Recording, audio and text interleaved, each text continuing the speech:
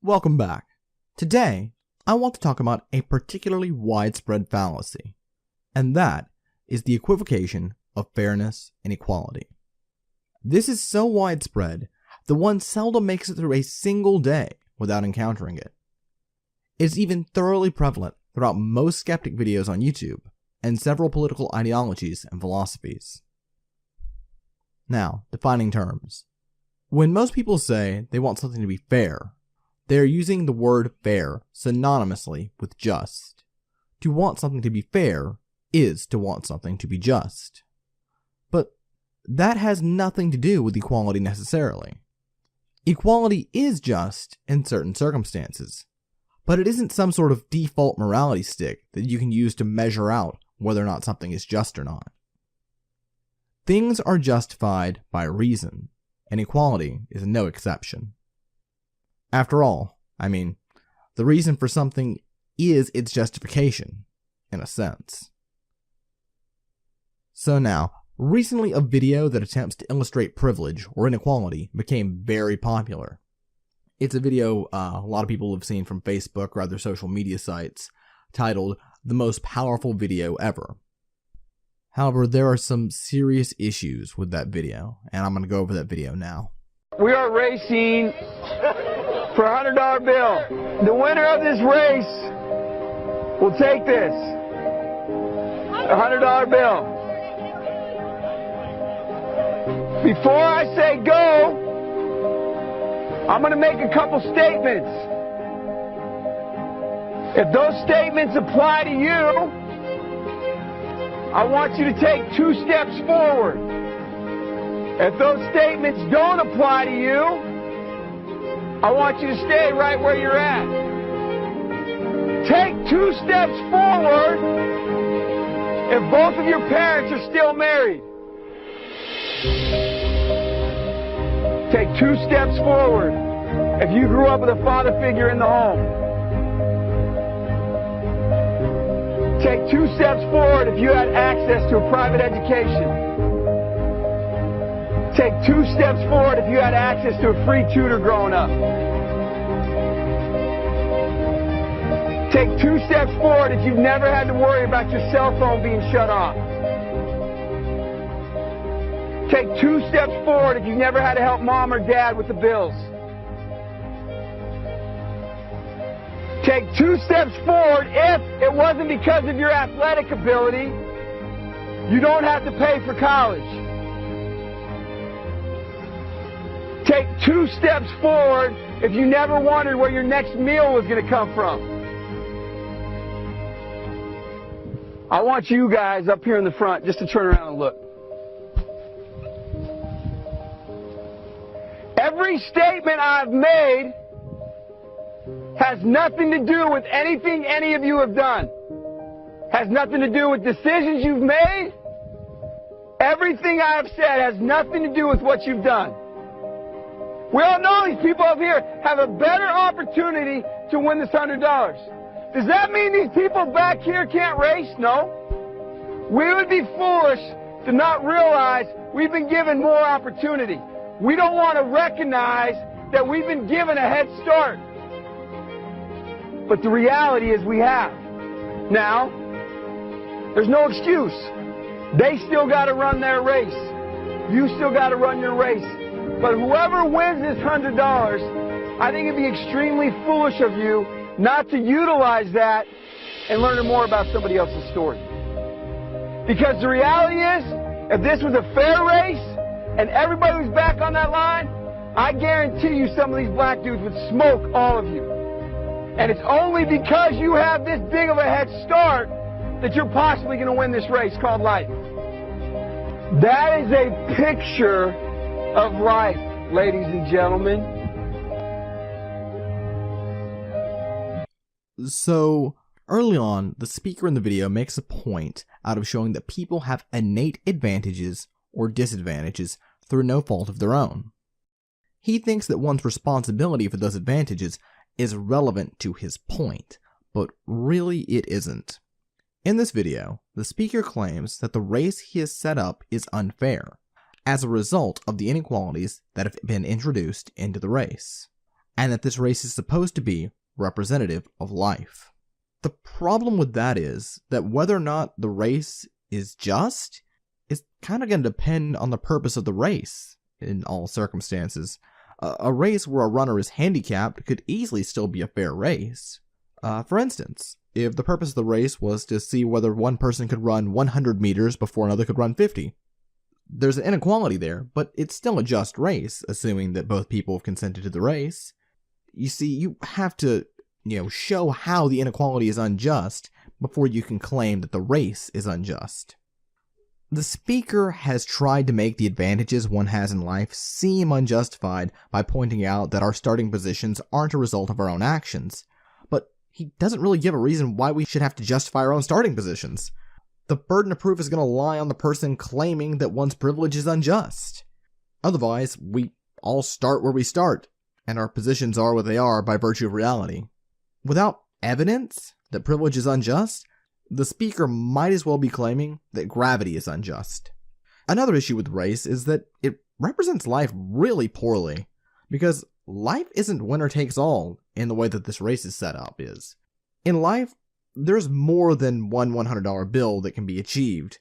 Sure, most of us will never be as successful as members of the Walton family or the Rockefellers by virtue of their starting positions, but we can still all achieve what we can achieve. The race paints a much bleaker picture of life than is accurate.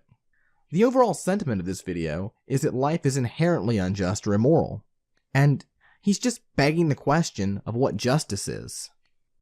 Next, I'm going to give a dated example from a popular YouTuber, Sargon of Akkad. In his video, he's responding to an article that is arguing in favor of equality of outcomes over equality of opportunity.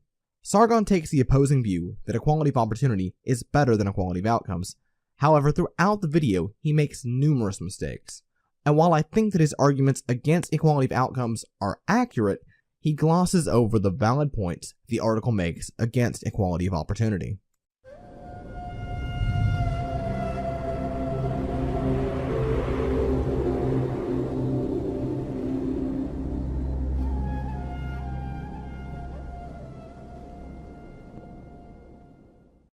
So there's an article on Vox.com called The Case Against Equality of Opportunity, and I thought it might be worth addressing. The tagline to the article is, "It's an incoherent, impossible ideal, and if we're really going to fight inequality, it needs to be abandoned." You can already tell by the way that this is phrased that the author really doesn't understand the concept of equality of opportunity. I suspect that the definition that most people are working with when they say equality of opportunity is the removal of structural barriers that would otherwise prevent meritocratic success. The Stanford Encyclopedia of Philosophy defines equality of opportunity as a political ideal that is opposed to a caste hierarchy, but not to hierarchy per se. The background assumption is that a society contains a hierarchy of more and less desirable superior and inferior positions. In a caste society, the assignment of individuals to places in the social hierarchy is fixed by birth. The child acquires the social status of his or her parents if their union is socially sanctioned. Social mobility may be possible in a caste society, but the process whereby one is admitted to a different level of the hierarchy is only open to some individuals depending on their initial ascriptive social status. In contrast, when equality of opportunity prevails, the assignment of individuals to places in the social hierarchy is determined by some form of competitive process, and all members of society are eligible to compete on equal terms. I think you can't have personal freedom without equality of opportunity. If there are institutional or social barriers in your way preventing you from trying to attain a goal, then you don't have equality of opportunity. This is why I am against discrimination based on race or gender or sexuality, but I am in favour of assistance to the poor for healthcare and education. I don't think wealth should be a barrier to these things, especially not education, which is the cornerstone of social mobility.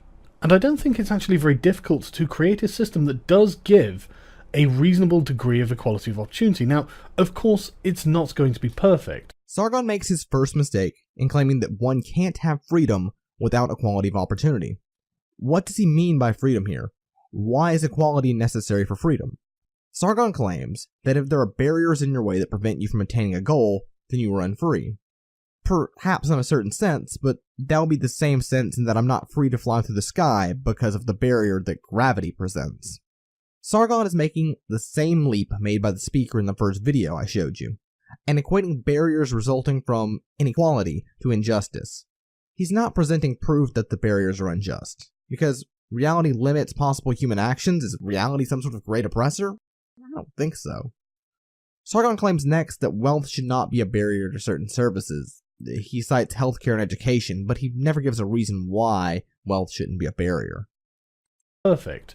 But it doesn't have to be to provide people with enough opportunity to get themselves out of the condition they're currently in and into a much more preferable one. The reason I want equality of opportunity is because opportunities are required in life for people to succeed. If you have no opportunity to do something, it doesn't matter how brilliant you are, you simply won't be able to do it. And this provides, as far as I'm concerned, an even enough field for everyone to start on. But not only that, I want equality of opportunity because I believe in human agency. I think that when people have an opportunity... Alright, so here he's claiming that he wants equality of opportunity because opportunities are required in life for success. Well, without the opportunity to do something, you can't do it. He wants an even starting position for people in life. Again, just like what was being promoted in the race video. Again, he's gonna need to show why people are entitled to certain opportunities before his position that they should be guaranteed those opportunities is justified. They will go for it. Because what equality of opportunity really is empowerment. Okay, claiming that equality of opportunity is empowerment, that's well and good, but is the expense to others to ensure it justified? And did you even deign to ask the question of whether or not it was actually possible to achieve? Empowerment. By removing barriers to an individual's success, you are not only giving them the opportunity to get ahead in life and improve their own material conditions, but you're giving them the opportunity to do what they want. This is what freedom is, the freedom to choose one's own destiny, and to earn it if it's possible. And I'm sure it goes without saying that equality of opportunity does not translate into equality of outcomes, and nor should it. Okay, so finally, at 3.5 minutes in, just about, Sargon finally defines his term freedom as the ability to choose one's own destiny and earn it if it's possible. It's kind of funny that in his own definition of freedom, he has freedom limited by possibility or opportunity. He says that equality of opportunity does not equate to equality of outcome. Actually, in a metaphysical sense, absolute equality of opportunity must lead to absolute equality of outcomes. However, metaphysics makes either of these things impossible within reality, so I almost think that the entire debate is irrelevant. I don't want the result of someone else's life choices, as I'm sure someone else won't want the result of mine. I made those life choices for me. And I want other people who have made different life choices to receive what they have earned. I don't want our outcomes to be the same, and I think the idea of thinking that it should be is crazy. Not only is it the antithesis of free choice, but it puts us on a road where you now have justification for almost anything. Okay, so right here he's correct whenever he says that wanting equality of outcomes, despite the actions taken, is crazy. I mean, it kind of reminds me of the quote attributed to Einstein, to do the same thing twice and expect a different result is the definition of insanity. This is kind of like the equally true inverse of that. And Sargon astutely claims that wanting equality of outcomes is the antithesis of free choice. And if it is, in fact, one's highest priority, then it justifies any action taken in the name of equality. What he seems to be missing is that that applies to equality of opportunity as well. Opportunity is a very broad category. People born in different times have different opportunities as a result. How are you going to, equalize that? I really think this is the difference between the authoritarian and libertarian points of view.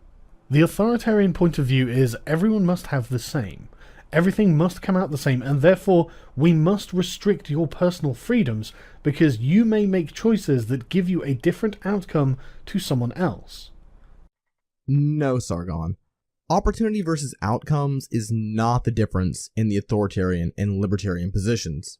The pro-liberty position is a position which uses reason to justify limitations placed on one another, through a justified categorization of rights and crimes, not arbitrarily and dogmatically dictating some equality ought be without any justification whatsoever. I want a plurality of outcomes.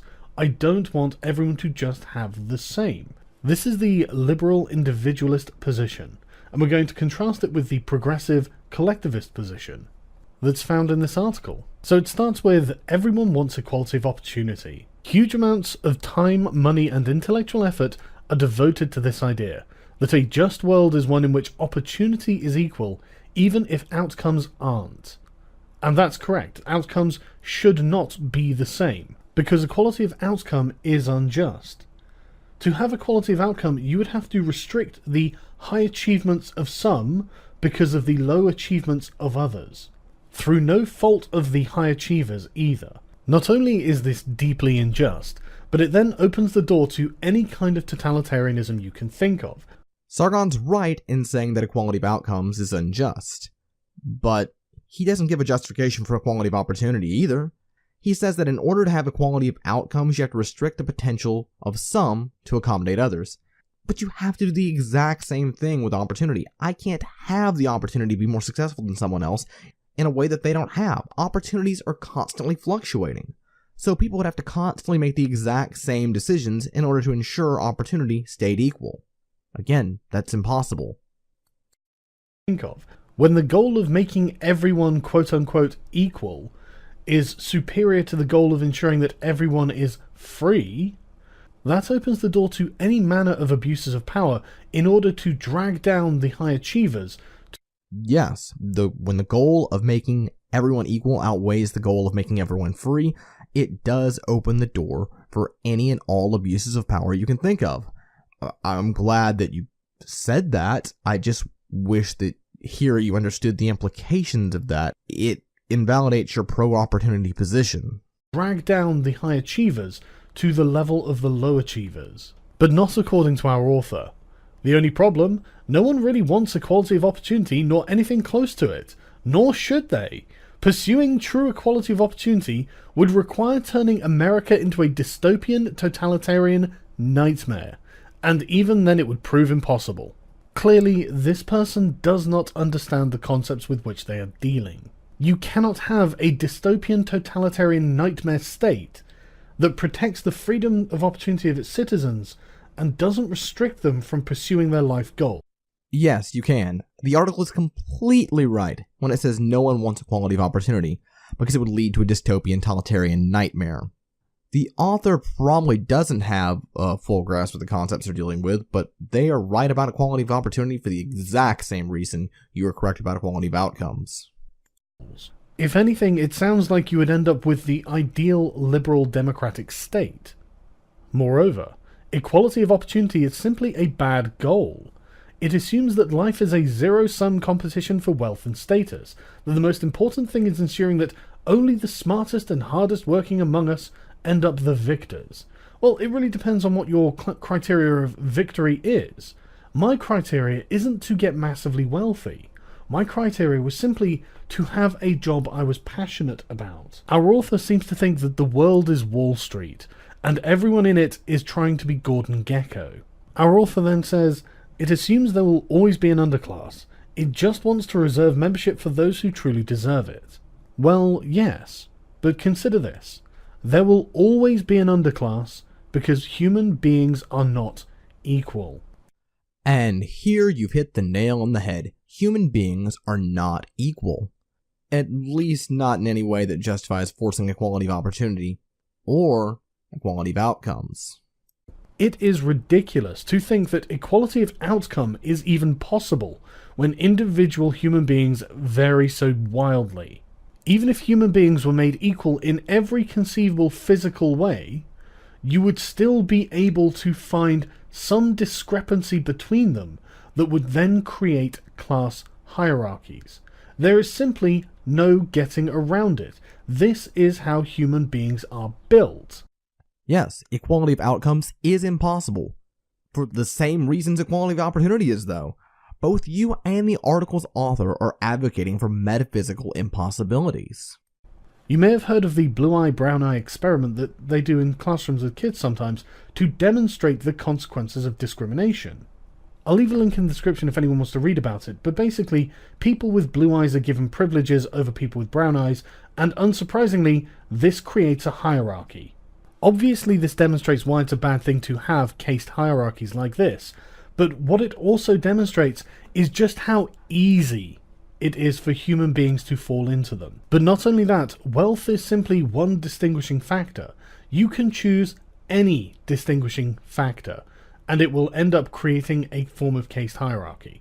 So instead of creating an all-consuming dystopian authority that controls every aspect of a person's life, it's much better to simply have as little interaction as possible and give people as even a platform as possible from which to go out. The problem with that is that that's going to require just as much unjustified interference to ensure that equal platform, Sargon. And this allows you to set the minimum standard that you want people in your society to live at. But conversely, it doesn't prevent other people who are way above this minimum standard from achieving the life they deserve. Okay, new question. How is the minimum standard going to be determined? Yes, you will have people on this minimum standard, but most people won't be on the minimum standard. And the people on the minimum standard will at least have the minimum standard. This is the only way I can think of to have genuine freedom and a social safety net. If that safety net is provided by unjust means, then you do not have freedom. To make sure that people aren't starving on your streets, and yet not preventing people from achieving their dreams. Then our author starts getting rather idealistic. We shouldn't want a better underclass. We should want no underclass. A world in which there might be some inequality but deep poverty is a thing of the past. A decent society shouldn't try to build a better aristocracy. It should try to achieve a reasonable and rising standard of living for all. This is, of course, ridiculous. We are not talking about building a better aristocracy. What we are talking about is giving poor people, specifically, but all people really, the tools to move forward on the life path that they want, and that they can reasonably achieve. As I've already pointed out, even if you so severely restrict the differences between people that it seems that you can't possibly find anything more to control, there will still be some kind of discrepancy, and that will create a class difference. Yep, X equals X, but not X. Pursuit of this utopian ideal will lead to a dystopian reality. And of course, after coming to this point, our author begins to start projecting. Implementing equality of opportunity would be a totalitarian nightmare. Really? That's an incredible statement, given that what you have just laid out necessitates a totalitarian nightmare. Yes, what he laid out necessitates a totalitarian nightmare, but what you've laid out also necessitates a totalitarian nightmare, and I don't think you're getting that, at least not here. And this example really cements exactly what I mean when I say this person does not understand these concepts. On her 25th birthday, Megan Ellison, daughter of Larry Ellison, the 5th richest man in the world, with an estimated net worth of $50 billion, inherited a massive sum, rumoured at as much as $2 billion, and used it to finance firms and boost her career as a producer. In Ellison's case, we know how equalising opportunity would work. What? There is a proven mechanism, inheritance taxes, that the government could use to cut her wealth down to the level of her peers, even though what our author is describing here is equality of outcome. No, Sargon, it kinda sounds like they're trying to cut her opportunities down to be equal with everyone else's. Not everyone else has the opportunity to spend $2 billion. Yes, it may be also equalizing their outcomes, but that goes back to what I was saying at the beginning, or earlier, that the two are practically the same thing when put into effect. And they are framing it as equality of opportunity. The opportunity has already passed. We know how much she now has at the end of this. No further action needs to be taken against Megan Ellison. She's not impoverished. She doesn't need help getting anywhere in life. She's fine. We do not need to do anything to her. But someone pursuing an equality of outcome now has to start being oppressive to Megan Ellison, even though they know doing so would be politically impossible and probably undesirable. And this is how they've come to the conclusion that equality of opportunity is undesirable, by substituting equality of opportunity for equality of outcome, claiming what they're after is equality of opportunity, and then saying, well, look how oppressive that would be awful. But of course, equality is by its very nature restrictive. It limits everything to, well, the same. Our author doesn't stop there, and then they start going down the rabbit hole of totalitarian control freaks. Equality of opportunity promises not just sufficient opportunities to all families, but equivalent ones. And this is really the mindset laid bare. They think that equality of opportunity is providing something, as if it's top-down and authoritarian, as if it isn't bottom-up and libertarian. It's about ensuring there are no structural barriers to one's life path. It is about removing hindrances. It's not about providing something. Aren't you providing them with something in order to remove the hindrance? You know, like a service such as healthcare or education, like you listed off in the beginning of the video? Seems to me you're wrong about this. You do want to provide them with something. Because again, that is equality of outcome. Think for a second about what that means. For one thing, any actions taken by affluent families meant to help their kids get ahead are prima facie illegitimate. That means no private schools, no fancy preschool or daycare, no au pairs or nannies, no after-school tutors, no summer camps, no violin lessons or chess lessons or tennis lessons or theatre classes, certainly no inheritances. Again, this is the mindset of someone who wants an equality of outcome. No, the article was completely right there. All of those things are providing opportunities to affluent people that poor people can't access. Therefore, in order to have equality of opportunity, you have to limit those things, or you have to somehow manage to boost poor people up to that level. Something which we both know is impossible. So, their point is completely valid. They do have to restrict those things in order to achieve equality of opportunity. You are actually the one doing the conflation in this video, Sargon. You're the one trying to say, no, that's equality of outcomes. They haven't even talked about the outcome just yet. They're just talking about the starting position. Outcome. This person thinks that equality of opportunity means the state provides the same outcome for everyone. And then they're outlining exactly the problems with equality of outcome. Yes, I'm sure that in a system where you were to reduce everyone to the minimum level, you wouldn't have any of these nice luxuries that they've listed. Sargon here, the problems they are listing for equality of opportunity are the same problems you would get with equality of outcomes. They're not switching them around.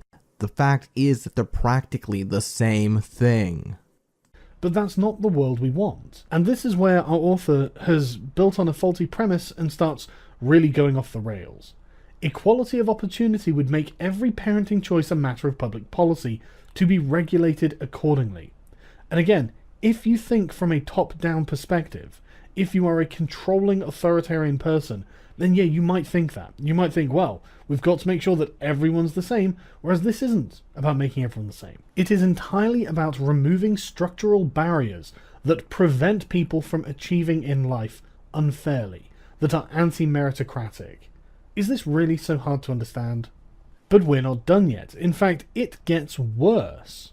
Equality of opportunity is not an ethical way to decide who deserves what. Equality of opportunity is also a morally heinous ideal. It is a way for us to justify the abandonment of people who, we insist, were given opportunities and squandered them. Even if it were possible to achieve equality of opportunity, it's not an achievement worth fighting for. Where to even begin with this? If someone makes the decision to squander every opportunity that they have, then they will still be at the agreed minimum level that we as a society have decreed, and we maintain through taxpayer contributions and various other social programs, and that's fine. I am totally fine with that. If someone has the opportunities and they squander them, that's their choice. We are not abandoning them. We are making sure they have a minimum standard of living. We don't need to do any more than that. From then, it's up to them, and they've decided, they made the conscious choice to not follow up on the opportunities that they had. And I say this as a complete underachiever. I should be free to fail, and indeed I have many times in my life, and that's okay, because we have minimum standards. But again, it comes from this authoritarian mindset. It's a way for us to justify the abandonment of people. What are you talking about? It's a way for us to justify not having to control their every action and force them to do things against their own interests or their own nature. This is what freedom is, and it includes the freedom to fail if people make the choice to squander those opportunities. And again, the alternative is a terrifying level of control over one's life that completely eradicates the idea of personal freedom. Equality of opportunity is usually defined in opposition to equality of outcomes. The idea is that there are some people who struggle despite being smart, hard-working, industrious members of society. They deserve the same opportunities that smart, hard-working, industrious people in the upper classes receive, or the middle classes, but I notice you're ignoring them completely. But not only that, they receive the same opportunities that absolute wastrels receive. This is the point. Equality of opportunity. Now it is up to the person to seize it and make use of it. Yeah, it's kind of funny that they're usually defined in opposition to one another, because in practice they require the exact same policies in order to make them happen. Goodwill hunting is an effective romanticization of this ideology. It's a principle, it's not an entire ideology. A portrait of a world where a good intellect is all you need to escape poverty, a depiction of equality of opportunity in practice. That all sounds rather pleasant, but equality of outcomes would also help these poor smart strivers. The difference is that while equality of outcomes promises gain for every poor person, equality of opportunity explicitly leaves some people out of it. Equality of outcome explicitly promises to oppress people who aren't poor. It tells the poor who are not Mensa members, who do not have the work ethic of John Henry, that they deserve nothing. It gives Will Hunting everything and offers his Southie friends squat. Well, for a start, Will's friends all had jobs and worked hard. But frankly, if you don't earn something, then you don't deserve it. If people don't deserve what they don't earn, then they aren't actually entitled to the healthcare system or the education in your safety net or your starting position, are they? If you don't earn your top place in society, why would you think you should deserve it? Why do you think that because some people don't earn the upper echelons of society, that means the people who do need to be dragged down to the level of these people who either can't do it or won't do it? But the people equality of opportunity abandons do not deserve to be abandoned, for the simple reason that they did next to nothing to deserve their lot. Well, I think doing next to nothing is one of the problems. If you separate out socioeconomic factors, a huge chunk of people's economic success is determined by genetic variations beyond anyone's control. Yes, which means that other people shouldn't be punished for these genetic variations, and we should provide a minimum standard of living that we can all agree on, because it's not their fault that they aren't going to become millionaires. Again, I stress, this is the liberal position. You don't drag others down because some people aren't as capable as they are.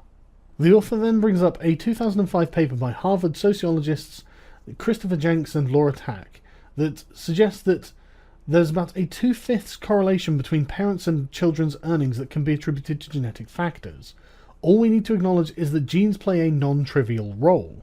This implies that in a world of pure equality of opportunity, where environmental inequalities were eliminated and the Will Huntings of the world had an equal shot of success, there would be inequality. Yes, there will be inequality. There will be some people who have more than other people. There would be an overclass and an underclass. People who do better or worse due to no fault of their own. You cannot change the intrinsic properties of a person. If someone is not very tall, and there is a job in which tall people succeed, then a short person will never get that job due to no fault of their own. And that's okay. People who are tall should not be prevented from achieving in this field because there are people who are short that cannot. And it is absurd, idealistic, utopian thinking to think that this is ever going to change or should change. Sometimes there is just something you can't do because of the way you were born and the thing that you are. deal with it. If the short person can't have the opportunity, then the opportunities of the short person and the tall person are not equal. If it is impossible for the short person to get that opportunity, the only way to achieve equality, Sargon, is by taking the opportunity away from the tall person. This is exactly what you're against, and yet you don't seem to comprehend that your position is actually advocating for that. As philosopher Thomas Nagel once noted, when racial and sexual injustice have been reduced, we shall still be left with the great injustice of the smart and the dumb, who are so differently rewarded for comparable effort. That's not an injustice. People are not rewarded by the effort they put in. How the hell would you measure such a thing? People are rewarded by the results they can produce. It might be very easy for me to produce a certain set of results. It might be very difficult for an idiot to produce the exact same results. How could you possibly measure how much effort this required? How could you do it? How would you know how much time I spent thinking compared to how much time someone of much lower IQ spent thinking about the same problem? Because what Thomas Nagel is saying here, whether he knows it or not, is that the differences in human beings are unjust. Well, Thomas, I'm afraid that's not something we can do something about, and even if we could do something about it, it's not something we should do something about. Our author then demonstrates the difference between empowerment and dependency. We could choose to help them, the poor, despite that, to offer a basic income so their injury doesn't condemn them to a life of poverty, their injury being them being poor. But we don't choose that. Instead, we choose work requirements. We choose responsibility. And yes, that's something that you have to have in a free society. If you are a free person, you are responsible for what you do. I find this bit rather hilarious as well. Elites like to talk about effort because it justifies their own positions. It provides a non-arbitrary explanation for their wealth and privilege. As in, this is a reason they have it, and they may well deserve it. You might well say they've earned it. Hashtag not all. Not all elites deserve their wealth and privilege, but some do. And that's the point. We want more people who deserve it to get it, and people who don't deserve it to not get it. And they end with, equality of opportunity is not the goal. The goal is a good life for all. We should settle for nothing less. The great irony, of course, being that this person is arguing for a bad life for most when they say this. This person doesn't know what a good life looks like to every single person. You can't create a blanket rule that simply reduces the quality of life for people who have worked hard to earn this quality of life, and on the justification that, well, some people didn't earn that. They might not want to earn that, they might want to earn something completely different. You can't just say, well, this is what we need to do to make everyone happy. All you're going to do is make most people unhappy. It is oppressive.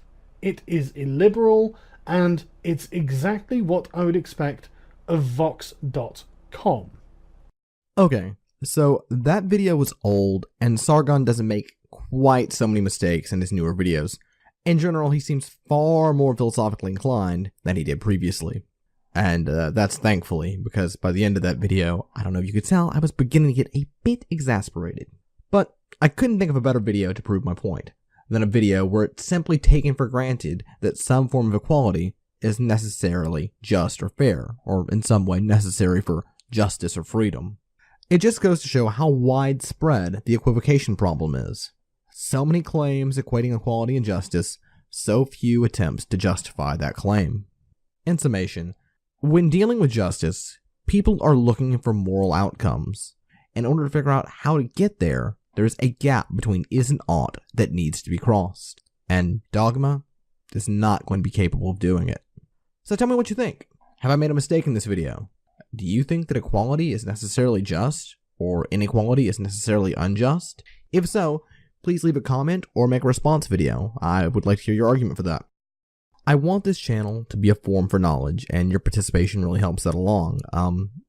As always, if you've enjoyed the video, please like and subscribe and hit the little bell. I'm signing off. See you next time.